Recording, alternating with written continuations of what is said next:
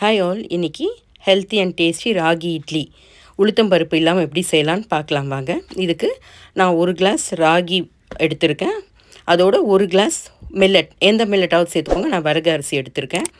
அதோட 1/2 கிளாஸ் முழு பாசி பருப்பு. இட்ஸ் வெரி ஹெல்த்திங்க அண்ட் ஹை இன் ப்ரோட்டீன். அதை எடுத்திருக்கேன். மூணுத்தையும் நல்லா கழுவிட்டு நார்மல் தண்ணி ஊற்றிட்டு ஒரு 5 hours ஊற வச்சுடுங்க. நம்ம நார்மலாக எப்படி இட்லி ஊற வைப்போம் அதே மாதிரி தாங்க ஊற வைக்கணும்.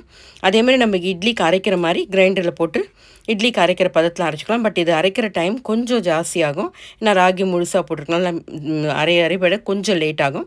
பட் அரைக்கும் போது நான் உப்பும் சேர்த்துட்டேன். நார்மலாக இட்லிக்கு எப்படி அரைப்போமோ அதே மாதிரி அரைச்சி எடுத்துக்க வேண்டியதாங்க. மாவு ரெடி ஆகிடுச்சு. சூப்பராக டேஸ்ட்டாக இருக்குங்க. ட்ரை பண்ணி பாருங்கள். மாவும் ரெடி ஆகிடுச்சு. நம்ம கலந்து எடுத்து வச்சிட வேண்டியதான். ஒரு 8 hours ஃபர்மெண்ட் ஆகட்டும். ஃபர்மெண்ட் ஆனப்புறம் பார்க்கலாம். மாவு நல்ல ஃபர்மெண்ட் ஆகி புளிச்சிருக்கு.